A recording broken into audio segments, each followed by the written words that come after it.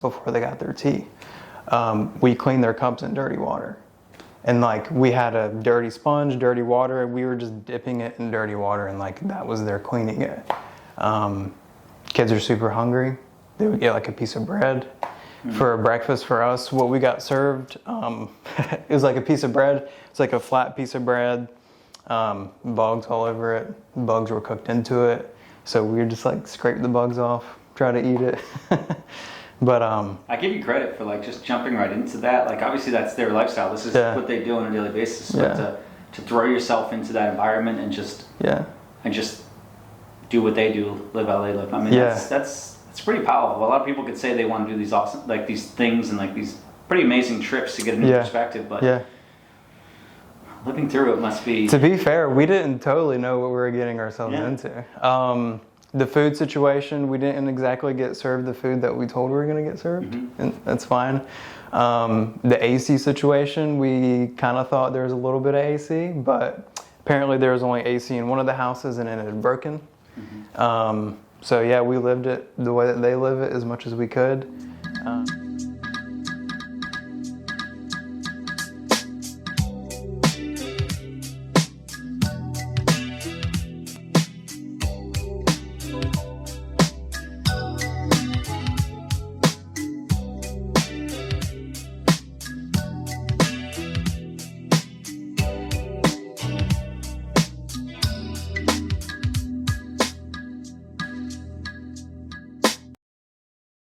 What's up, everybody? Welcome to the Compound Mindset. This is episode 16 here with my boy Colten. Hello. Thanks for joining. Yeah, man. Dan Rivers Capital Group, and as everybody knows here, we don't really go into business. We deep dive into one of the 6 categories of the Compound Mindset, which is health, which is both physical, mental, wealth, relationships, faith, personal growth, and making the world a better place. So here on this episode, I'm excited because Colten actually just came back from making the world a better place. We're going to hop into that in a minute, but let's start off with just saying, Colten, who is Colten? Oh boy, that's a funny question. I mean, it's a good question, but it's super loaded. I'm a family man, you know, have a wife who I love dearly, of course. You had to say that. It's obviously Eventually, well, you know, we'll have some kids. It's very important to me. But ultimately, I feel like I'm a person who has a duty to make the world a better place, like truly. It's like an obligation of mine. It never feels like a choice. It's something I've had as a little kid.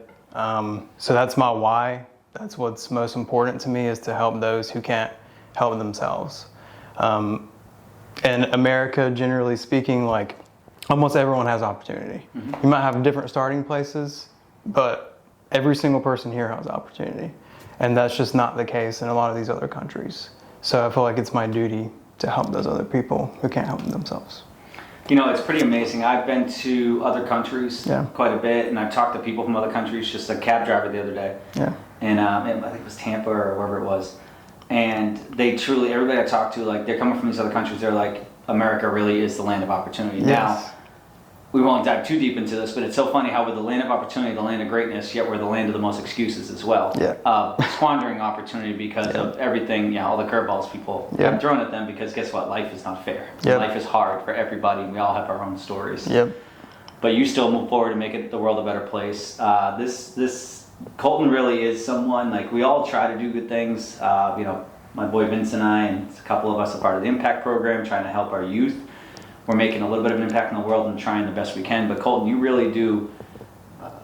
It's funny, like I know just talking to you, you don't necessarily care about money or like, not saying you're not income driven or money driven, but it really is truly for a purpose. Obviously living a life that you want to live, that you and your wife are comfortable, you could raise kids comfortably, and I'm sure give them financial literacy, but you truly do want to make the world a better place. And let's just dive right into it tell us about where you just came back from, 3 days ago, 2 days ago? You're finally awake. The other day you didn't look awake, now you look awake. Well, I'm still on malaria pills. Okay, really? Does that get you trained? They kind of... Should I sit back? No. Am I okay? They kind of mess with your head a little bit almost. Really? Like, truthfully. They make you a little bit nauseous. So like truth serum, are we going to be able to get the deep dive truth into serum. There we go. So it makes me tell the truth. All right, good. So No, where'd you but come back from? came back from Africa. We were there for a week, specifically Tanzania. We were on an island, Zanzibar. It's a little bit off Tanzania. Boat ride, I think, is probably a couple hours. Okay. If you do a flight, it's probably like 20 minutes, maybe less. Volunteering there. The people we were volunteering through actually didn't know anything about them. I just found them on Instagram a couple years ago, saw the process of them building a school, and that's specifically aligns with what I plan to do. So, are they from the United States doing it, or were they from Zanzibar? So there's two guys. There's one guy who's from Zanzibar specifically, and then there's another guy who is from Dubai, I believe it is, who started it. So I got to see that entire process of them building the school. So I've been super involved, just kind of like looking on the sidelines. So then we just wanted to take that leap. You know, last year we went to Paris. That was my wife's dream. Going to Africa is my dream. So this year we went to Africa. We did volunteer work at a school. We're just kind of helping them through English, teaching them English. They mostly speak Swahili. We also taught them a little bit of math, some English. Did you learn Swahili at all? Any words? Not at all. No words? No. Let me think. Come on, you got to at least one. Hakuna Matata. Is that really? Yeah, that's just the big saying of like everything's okay. It's more of like a phrase. So that's not BS in Lion King. It's like Hakuna Matata. Really it's all is. good. It's all good. Yeah. Oh, Yeah. that's really cool. I didn't know it actually meant something. That's Yeah. So it means it's all good. You hear it all the time when you're there. Talk about perspective. Boy. Well, I can tell you I really want to. I'm sorry. I got to hop right into this because you told me just a couple of stories. Yeah. About like, I won't give it away, but food situations. Yeah. Talk to me about like, I want to deep dive into. Yeah. Tell me what it was like because I think perspective is so important in this world. And my boy Chris Singleton, I'll give a shout out to him. He wrote a book all about perspective. Yeah. And just different people's lives, more like a lot of people from America and their perspective. But talk to me about the perspective of these people. You're saying Hakuna Matata talks about having like this great day and everything, but what does that life look like and how they're celebrating that? Yeah. You know, something that they have. If we dealt with those same things here in America, we'd be pissed off, saying life isn't fair and suicidal. Truth, and then here, 100%. the perspective and their thoughts on life are just totally different. So I'm going to be quiet now, and I want you to dive in. Okay, so I mean, wow, perspective. It's hard to have a true understanding of it unless you're there.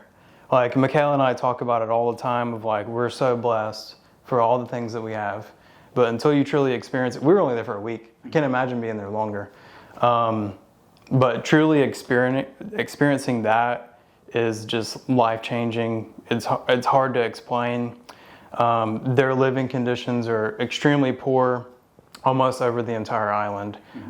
We were in a village called Kizimkazi, specifically. Okay.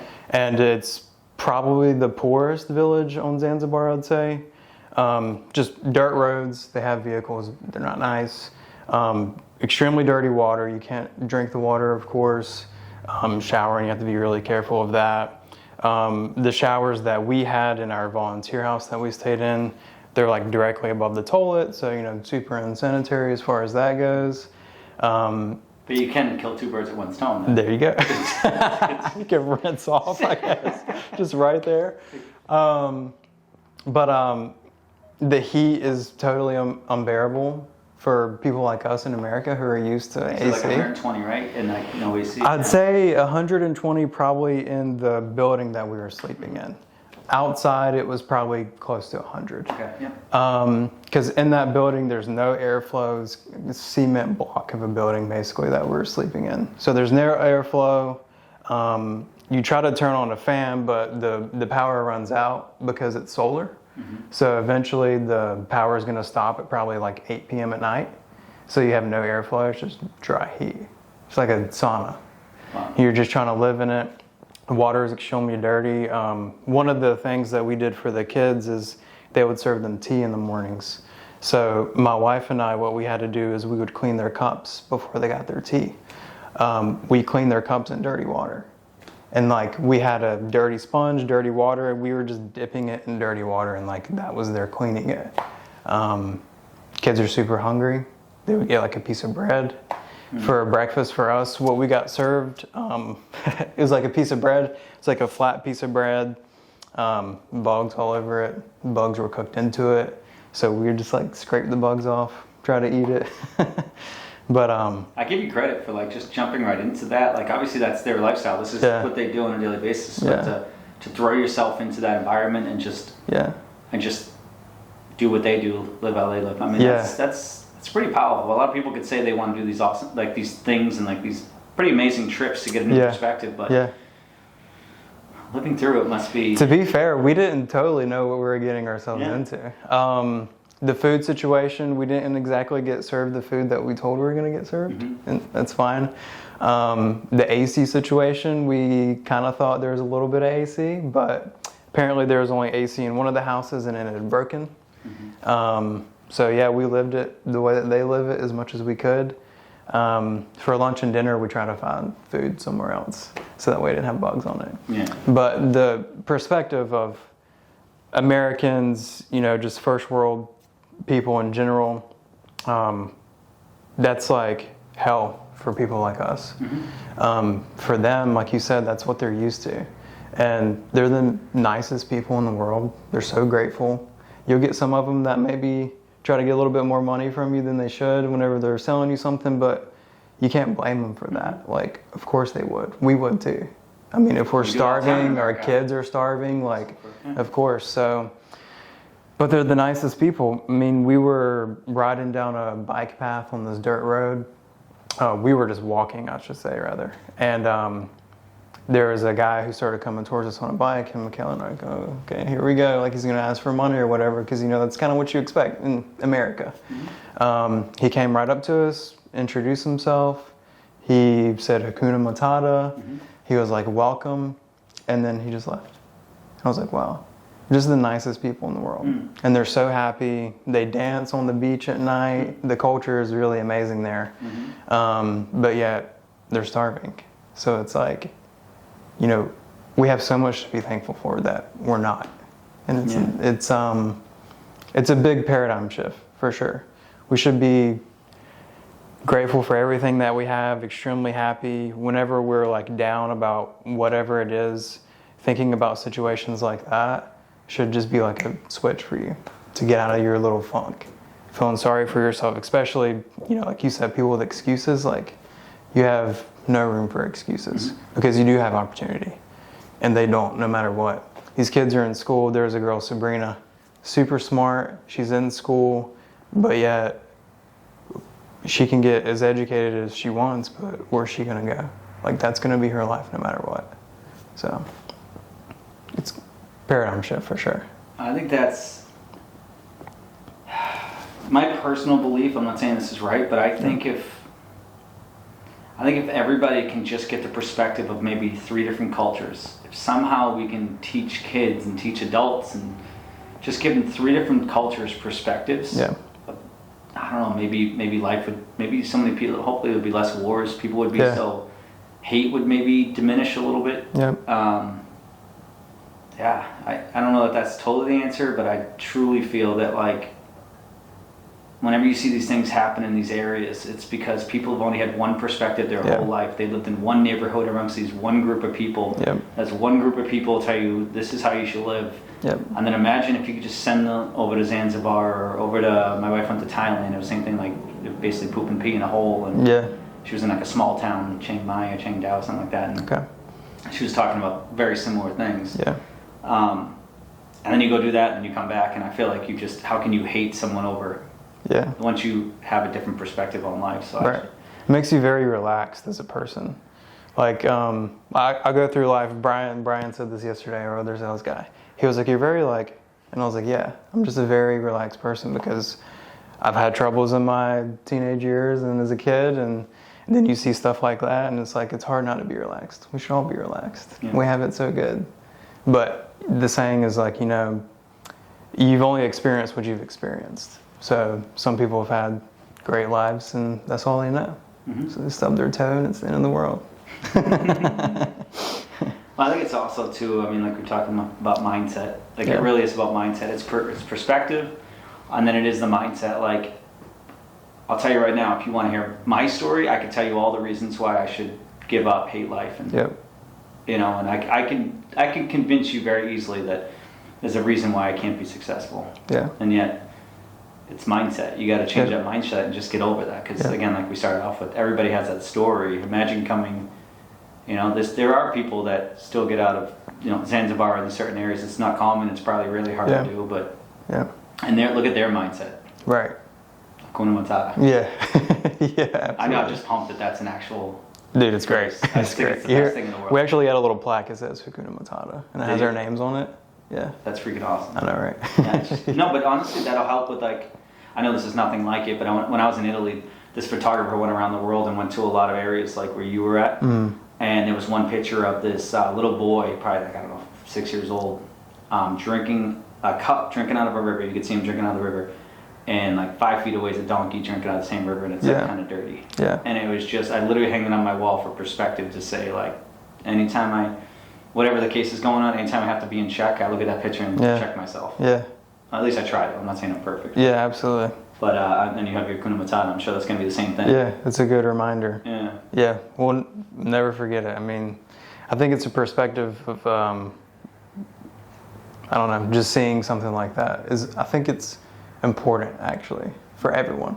I think if someone has the opportunity, I understand a lot of people don't, but if anyone has the opportunity to volunteer and do something like that in a country like that, you don't even have to stay in the place like we did. Like, go stay in a resort, get AC, whatever, but at least go out and see it. Because seeing it in person is just, I don't know, changing. Yeah.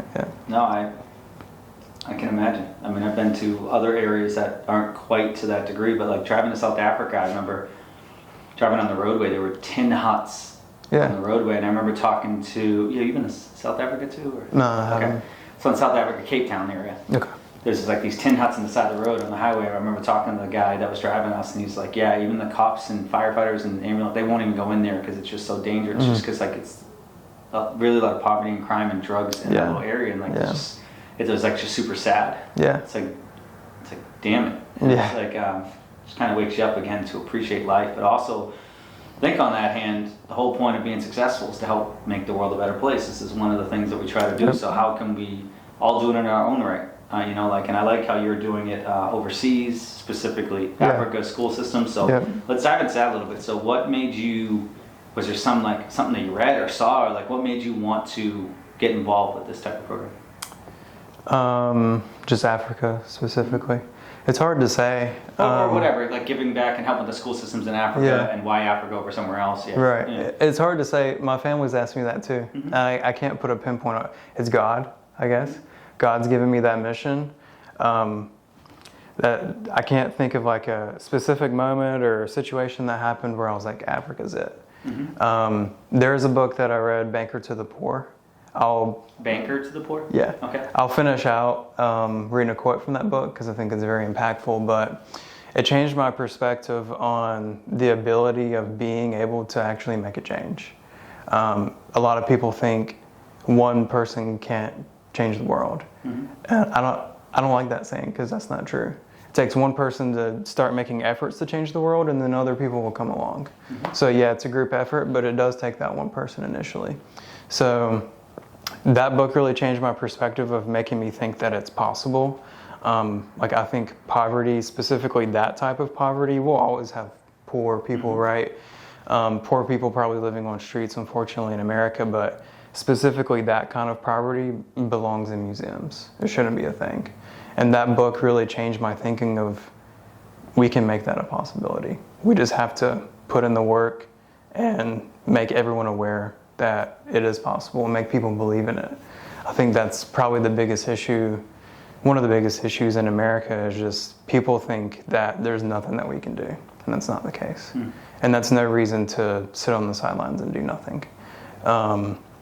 Another thing that led me to the school specifically, because I plan to build schools in Africa. It's like my end goal, was actually the autobiography of Benjamin Franklin. Okay. Aside from schools and public schools, can you think of like why education started to go up so much in America? Like any ideas? The cost of it, you mean? No, just the level people of being educated. people being educated? Yep. The value they're able to give back to society? It's libraries, public libraries. Okay. And Benjamin Franklin started public libraries. Oh, really? Yep. As soon as we had public libraries in America, people were able to actually educate themselves. Gotcha. There was no schools at the time unless you were wealthy. So a public library, people could go in, check out books, and then immediately you start seeing this upcharge in America that starts to happen because everyone's getting educated. So that started to pique my brain of like, okay, if we could somehow replicate that, obviously there's going to be limits to that, but that's what got me started on schools and libraries. That's what led me to actually doing, in college I did 2 libraries that we built. Actually, I partnered with African Library Project, and I raised $1,000 for each school and then 500 books. And then that's whenever I really started to get like an itch for like actually helping people and trying to do as much as I could to make an impact. So those 2 books right there were really like a real big perspective for me. Even before I read those, like I said, I didn't know where it came from. I've had it since I was a child.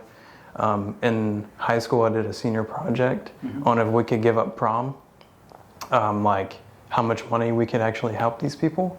And at the time, I like it. yeah, right. Your classmates hate you for that? Or like No, they were like, "You really think that way?" And I was like, "Yeah." I went to prom. I'm not gonna. I didn't go to. So no, I was not prom. I still went to prom. So I didn't give up prom. Yeah. So we can get caught up in our lives and things, but it was an idea I had to present of like at the time they were living off less than $1 a day, like 85% of people in Africa. So you do the math on that, and apparently the average individual student at the time was spending $1,000 on prom, whether it was like getting there, the ticket, the dresses, food, whatever else it may be.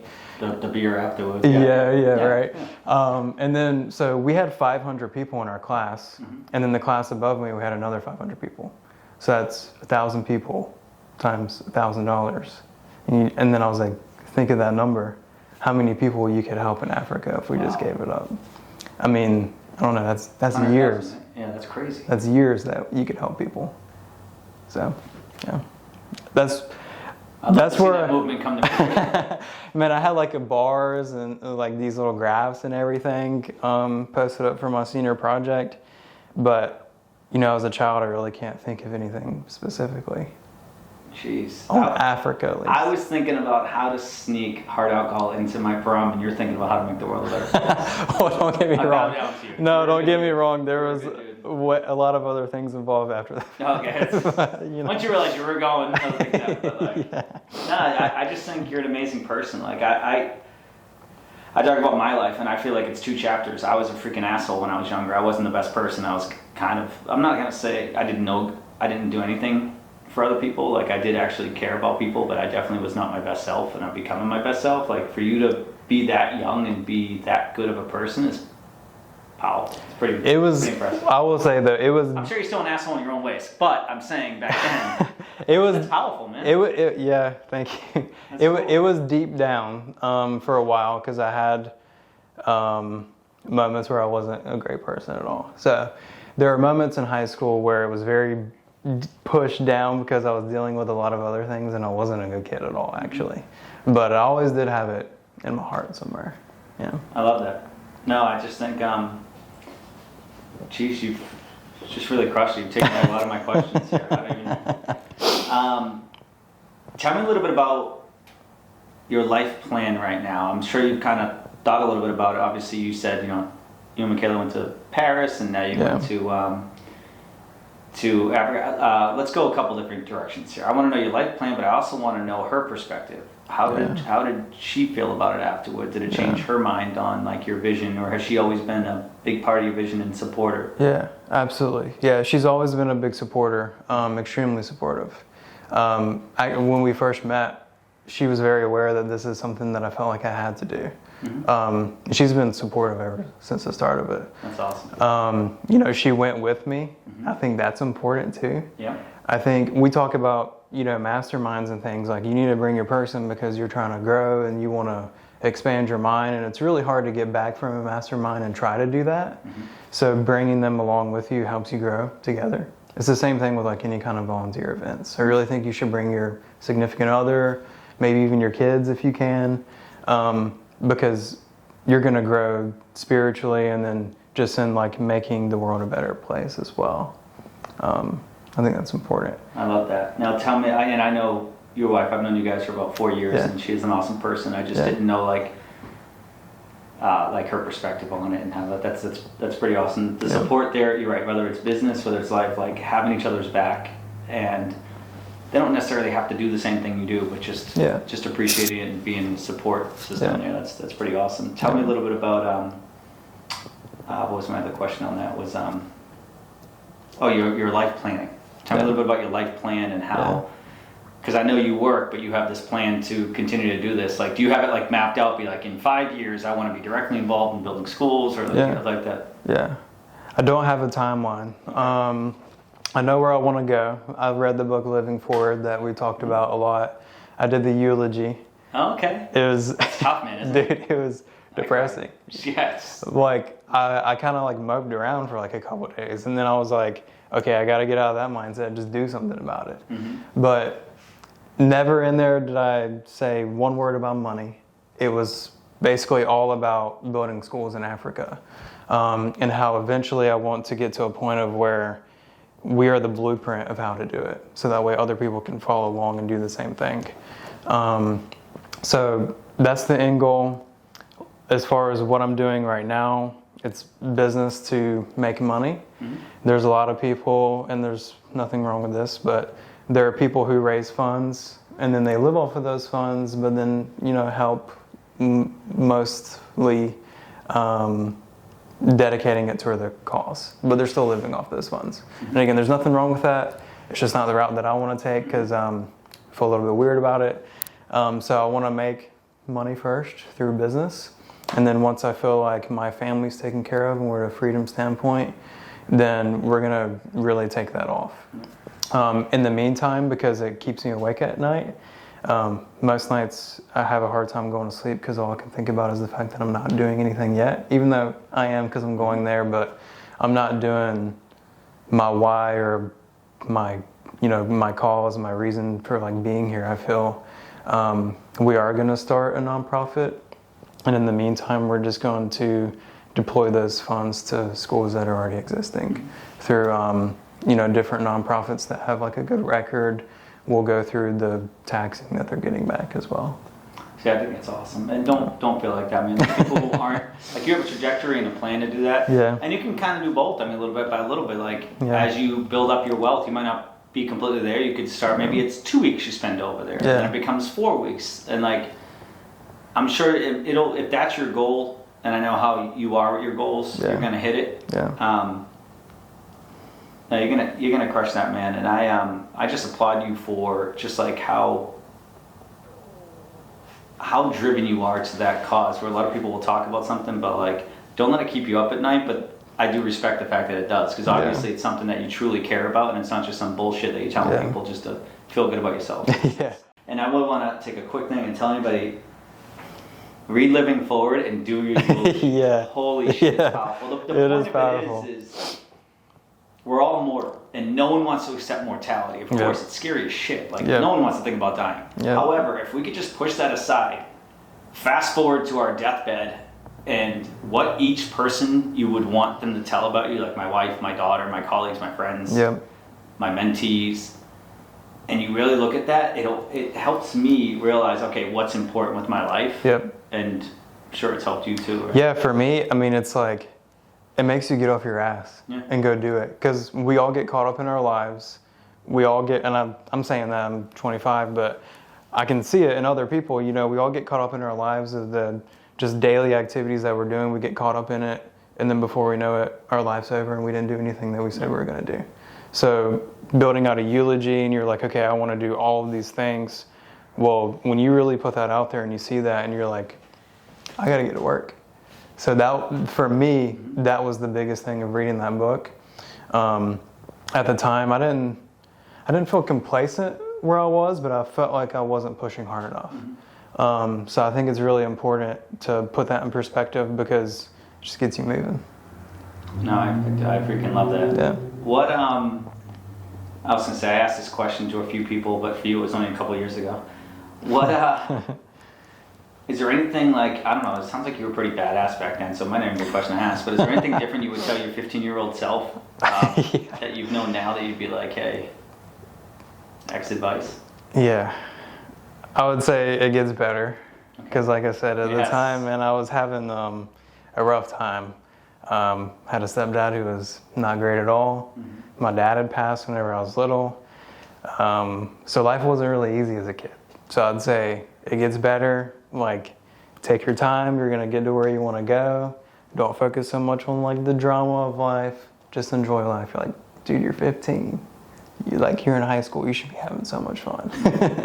And I just got caught up on all the wrong things.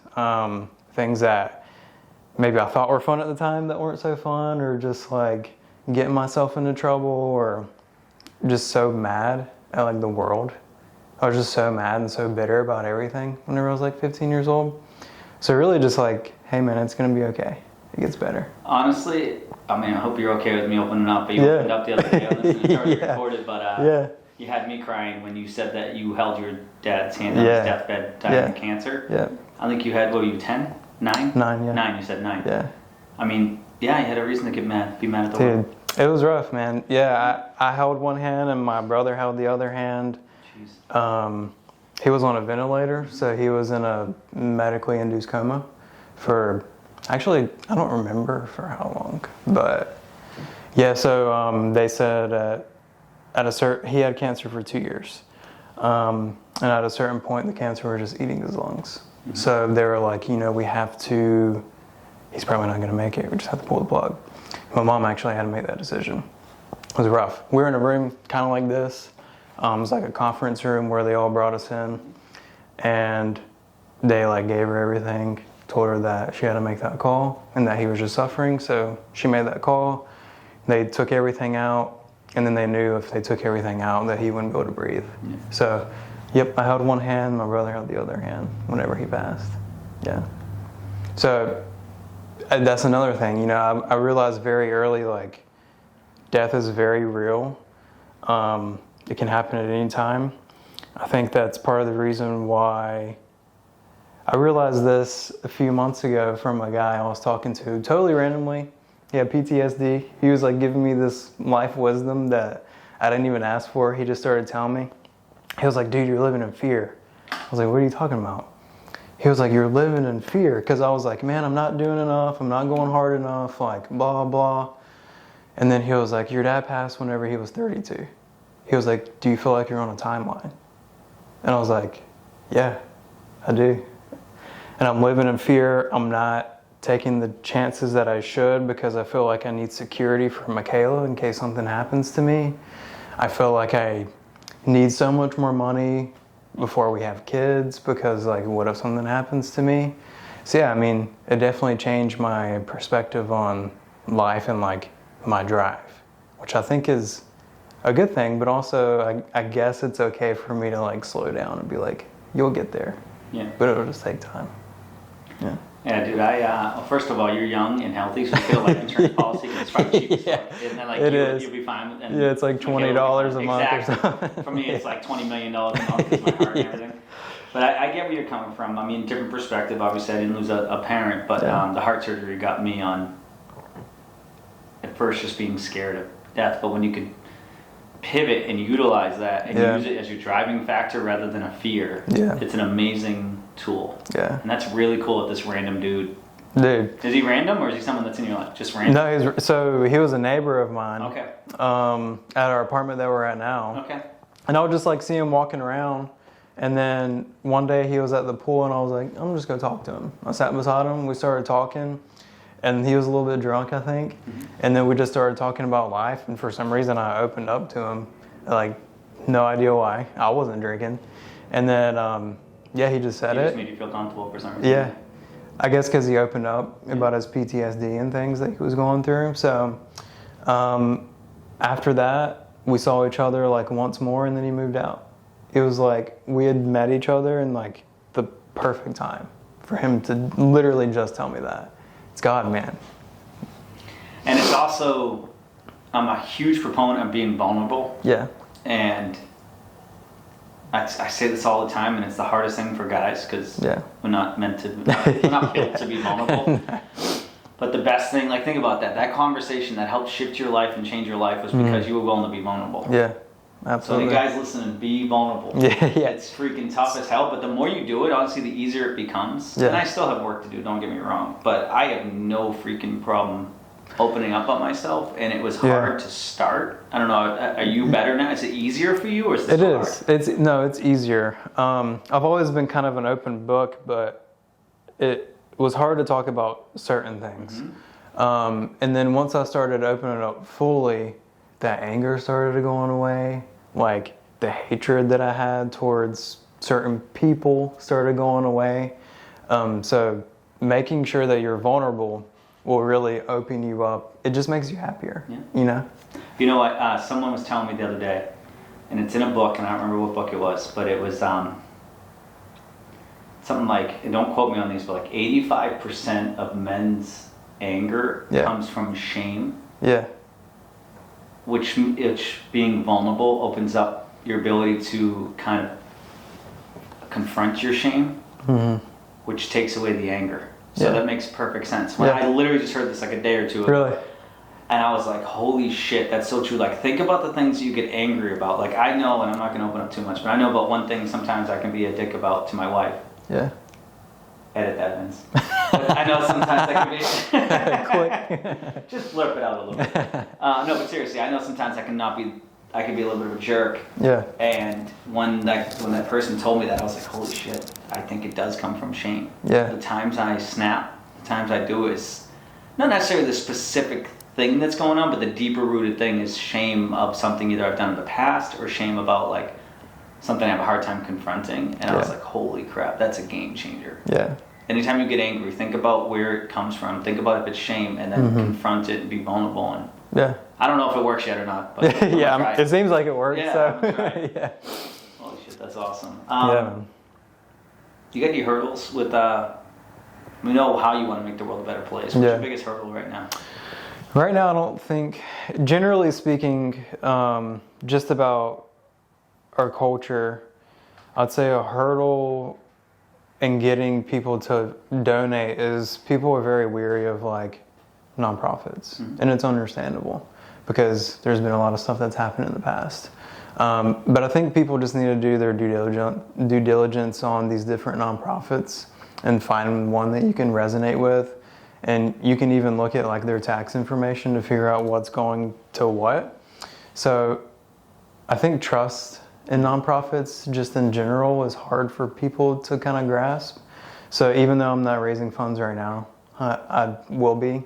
And I already hear the talk of like, when I tell certain people that I'm going to be starting a nonprofit, they're like, oh, like you're going to be doing this and that. It's like, no, the money's going to go exactly where it's supposed to go. So I think that's definitely going to be a hurdle. You should start asking the question back. Be like, is that what you would do? Yeah. Anybody who says, oh, your money's going to go this and that, why? Is that what you would do? Yeah. Well, no, I wouldn't. Oh, then why would you say that? Yeah. Like, you wouldn't do that, right? Yeah. Neither am I. Right. That's how you... It's a good question. That's how you just asking the question. I'll keep that in mind. Yeah. And then you'll tell them about a nonprofit and they'll just be like, I don't trust those things. And I'm like, how can you say that as a generalization to every single nonprofit? There's amazing people out there.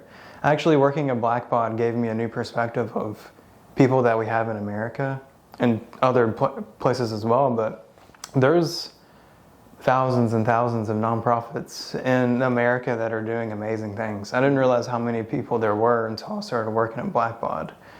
Because as you know, Blackbaud sells software specifically to nonprofit organizations. So I got to chat with thousands really of nonprofits that are truly amazing people doing amazing things, don't care about money. They're just trying to make the world a better place. Yeah, and you could find out too, because I know there are organizations that have come out that are giving 10% of the proceeds go to the organization. Yeah. I mean, I think that's one of the biggest things that you just point out right away. Like when we advertise and stuff, we always say 100% of everything we get in impact program goes to the impact program. Yeah. Like it might go to travel or food for the kids or tickets for the event, but it's going to the program. Right. And you just gotta like show that, because if you're right, if someone's given 10, 20, 30%, that's BS. You know? Yeah. It's, you know, as long as it's like over 50% for me, and it depends on how big the organization. If you're small and it's 50%, then I'm questioning. Yeah. If you're big and you have to have a staff and everything, that's a different story. You gotta pay people. You gotta. Yeah. All right. So, any words of wisdom? We talked about making the world a better place. Anybody struggling on maybe you know your path? There are people out there that don't necessarily know their path. Do you have any words of wisdom of like? There's a lot of people out there I know that are probably like, hey, I want to do good with society, but I don't know what that means. Yeah. Stuff. I'd say just educate yourself. You know, it's pretty cheap. It's actually free if you just go on YouTube or whatever it is, and just start learning about different ways you can help people.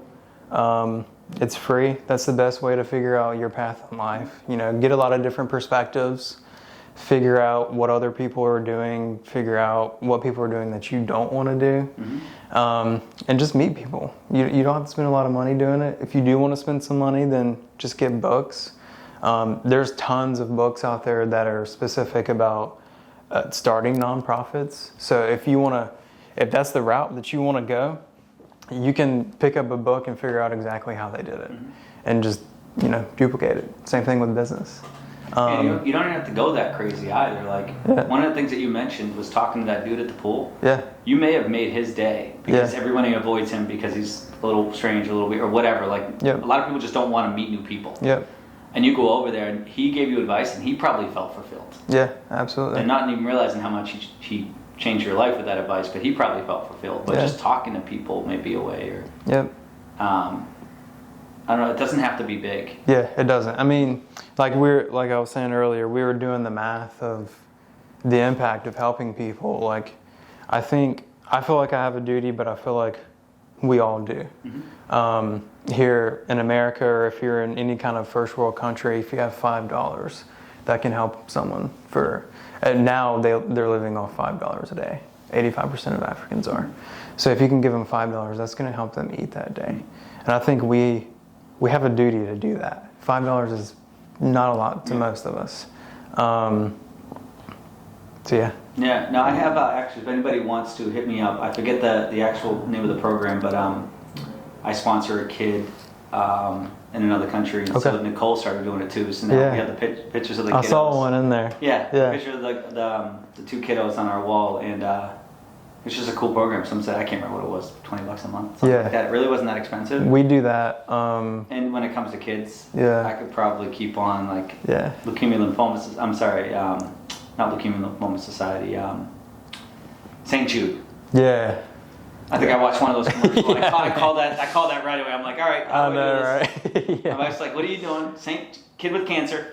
Stop it. Kid with cancer. Yeah, we donated and now we get something like once a month to make me sad all over again. Yeah, all right, fine. Here's a little bit more. Yeah. So we do that too. And the name that we use is Compassion to sponsor a child. And I think we give like $40 a month, which again, that goes a long way for them. So, again, $40 a month, how much is that really to somebody if you do it I think it a day? educates, feeds them, clothes them. Like it's it's a whole package, and it's awesome to do. Absolutely. It's not too expensive either. Nope. All right, we're going to go to the compound round. You ready? Yeah. This is some crazy shit about to happen. All right, I think so. I'm a little nervous. So the 6 pillars we have is mental and physical health. Okay. So health, wealth, relationships, faith, personal growth, and making the world a better place. We already heard how badass you are making the world a better place. Well. We talk about the wheel of life and like just trying to pivot different areas of your life that you want to like focus on to grow. Yeah. Is there another pillar here that you are focusing on right now to grow? Yeah, actually faith. That was a kind of a struggle for me in my teenage years, late teenage years, because again, I was a little bit wild, but I feel like the more that I pray now, things are happening in the way that I feel like they're supposed to happen. My wife and I, we pray together every single night. And I pray for, guidance, wisdom, and the courage to go out and help people and just show me how to do that. And ever since I started doing that is whenever I started to see this projection of when I feel like I actually am making a change and making a difference. It's been in the past like maybe 6 months or so. I started reading my Bible again too, because I'm a Christian. I'd never read the entire Bible as a Christian, and I feel like that it's kind of a weird thing to say. I feel like all Christians should probably read the Bible. So I started reading the Bible. I do that every single night before bed now too. It's made a real impact. Yeah, nice. Absolutely. You pray for a roof over your head, and then you said roofmeister. Roofmeister. Sales roofmeister. I like it. It kind of played full circle. Yeah. When you consider maybe you do now, and there's different levels of success. To me, it's not like, hey, this is where I have to go to be successful. Like, I'm successful on the way. So, like right now, how do you see success? Like, if you were to say, I am successful today, and maybe you feel that way, which would be awesome. What is that? I wish I felt that way. Okay. I don't feel that way. So what is success to you then? To me, success is having already built out the schools and the blueprint. But I guess thinking of it in levels, that's probably a better way to think. Because if I think about it in levels, then I have reached success because I've already started that. So I guess you could say that I have. But to me, actually building out those schools and then having that blueprint in place, to me, that's what success is. It's funny, I talked to Dusty in one of these episodes, and we chatted about happiness, success, happiness. Yeah. And it's so important to just sit back and be happy for where you're at now. Yeah. It's okay, because if you're only happy at your destination, you're never truly going to be happy, because I promise you the destination's going to move. Right. It's going to be building a school, then it's going to be like, well, that's not enough. We need to build 5 schools. We need to go in 10 more countries. Yeah. So I would urge you to think of success as levels and realize that you're successful now because you've created your path. You have an amazing wife that's on the path with you, and you have your definition of, or you have your goals and your life plan of what you want to achieve. To me, that's successful. A lot of people don't have those things. So you're successful there. Yeah. And then the next achievement you hit, you're going to be successful there. Right. Do you have any recommendations of like how you have done that? Are you writing them down, like each success, or like, is there anything that you can think of that you're like physically doing? The one thing that I do, I don't know if it's success, but one thing that really helps me out is gratitude. Yeah. So like whenever I have all these big goals and I'm not achieving them, or if I just feel like because I'm telling you right now, being an entrepreneur, some days are great and some days are scary as shit, especially the more people you build out, the bigger team you have. You really it's not about myself. My wife makes enough money to pay our bills. We don't have a lot of high bills. It's not about me. I could take 0 money this year and it'd be fine. I worry about my team, and I worry about growing and just growing personally and being a better person and all that stuff. So like, when I don't hit something, or I'm in a rut, or something goes the wrong way, which happens quite a bit, I just try to, I've been starting to pray. It's funny, faith has been my journey this year. I'm not necessarily a religion, but I do believe in God, and I've been praying to God. Yeah. So I just try to give gratitude. I try to take a deep breath. If I can each night, because I have heard this, I do it in the mornings, but I've actually heard at night, if you can do gratitude before you go to bed, it puts you in a better mind frame for your dreams and what you're going to bed with. So I do want to try to shift it tonight, but right now it's usually in the morning. I do a little bit of meditation, breathing, and I literally, it might be the same things every time. Like I know, I don't want to cry, so I'm not going to go too detailed into it, but legacy family, there was a girl that we raised money for that, she's like a 6-year-old that died of cancer. And I see that, and I have a daughter, 6-year-old girl. Yeah. So I give gratitude that my whole family's healthy. Yeah. And with my heart problems, I don't want to give them to my daughter. So I just give gratitude that we're healthy. And to me, I was just thinking this the other day. I'm like, we have an awesome house, 2 acres with a deer in the backyard. Right. I have a beautiful daughter that's amazing. My wife is an awesome person. If I grow no bigger than this, I truly would be happy. Although I have big aspirations. Right.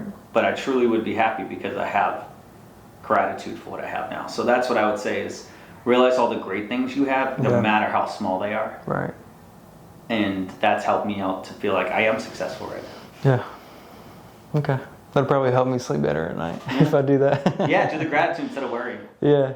Like, you could think of all the things that you should do, and I could do the same thing, but that's going to put you in a different mindset. Put yourself in a better mindset of all the things you have done. And like, I pray at night and I have gratitude, but I feel like I'm just not... You don't feel worthy yet. I don't know. I don't know. Worthiness. There's a book called Worthy coming out. I can't remember the lady's name that's writing it. Yeah. But there's like self-confidence and worthiness. Yeah. And like our self-confidence is high when we achieve goals, and it could be low if we screw up goals. But when worthiness builds up in us, no matter what happens here in self-confidence, we stay strong and steadfast because our worthiness is there. What started me on like my entrepreneurial journey of like not caring what people think, like I was driving around a crappy car, and it actually made me a lot happier after reading this book. It's called The Subtle Art of Not Giving a Fuck. I like it. Dude, it's really good. So people who are like down and out or whatever, they care so much about what, even if you don't think you care what people think you do. Oh, yeah. So reading that book was a big shift for me. Living Forward was a good one. And then I'll say Thirst is a good one as well. Okay. It's about someone who started charity water. So getting his perspective on his life changes that he made, and then he went out and started the nonprofit. Again, it's a good one to follow if that's something that you want to do eventually in your life.